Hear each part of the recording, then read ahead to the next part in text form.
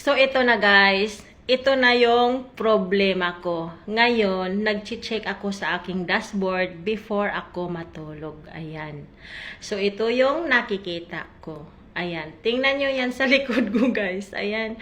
Tingnan nyo. Earnings restricted na. Ayan.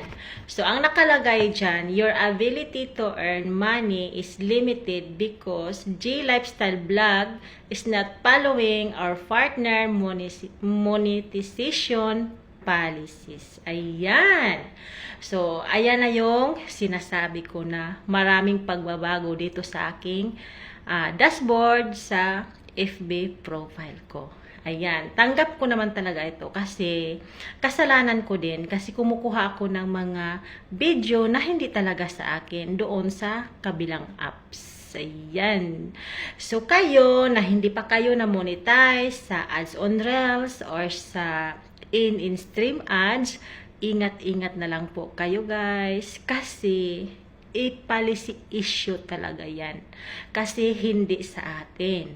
Ayan. So, ngayon, mag-ano na naman ako, mag-file ako ng review or i-ano ko doon sa kay Mamita na mawala yung policy issue ko. Kasi hindi ako maka-earn ng money kung may policy issue ako. Linisin ko muna tong FB profile ko. Ipang-delete ko talaga tong mga video na hindi sa akin. Kasi hindi talaga pwede guys na kumukuha tayo sa ibang ibang apps or sa ibang content creator, ayan, na post na nila tapos kinukuha natin. Ayan, i-check nyo yung mga videos ko, na-delete ko na yung iba. Iwan ko lang sa iba bakit hindi pa na-delete. Siguro kailangan pa ng 2 araw or ilang araw pa ma-delete yun. Pero dinilit ko na yun. Pero hindi pa na-delete lahat sa Iwan ko kay Mamita. Bakit hindi pa niya dinilit yung mga video na hindi sa akin. Ayan.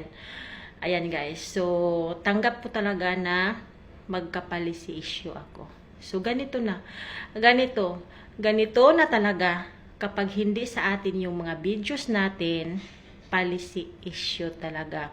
Kahit na walang music sa in-stream ads, kahit nagsasalita lang, ayan, basta hindi sa atin, policy issue talaga siya guys.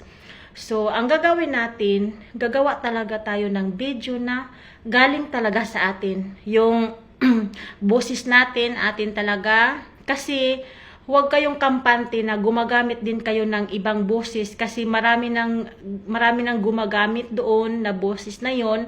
Tapos, ginagamit nyo din. Ayan, din kayo, magka-copyright. Ayan guys, mas mabuti talaga na yung boses talaga natin yung nandyan sa mga content natin guys. So, ako ngayon, babaguhin ko talaga tong mga content ko. So, nandyan yung mga mukha ko na talaga. At saka yung, ako na yung nagsasalita kahit pangit yung boses ko or ano-ano pa dyan kahit na walang manonood sa atin guys. Wala tayong views. Tuloy-tuloy lang tayo. Magka-views din balang araw. Ayan. Basta ang importante, original natin lahat yung mga content natin, mga videos natin. Sa atin talaga. Iwan ko lang sa sa ads on Reels kasi marami namang gumagamit ng mga video na may music, 'di ba? Pero hindi sila na copyright kasi yung videos nila na content 13 seconds, 15 seconds, ayan, hindi ka ma-copyright diyan. Pero pag yung music na aabot ng 1 minute, ayan, copyright ka talaga dyan sa ads on Reels. So, sana makatulong ito guys. Ayan, subaybayan nyo ako sa susunod ko pang mga vlog. God bless and more blessings to come. Good night!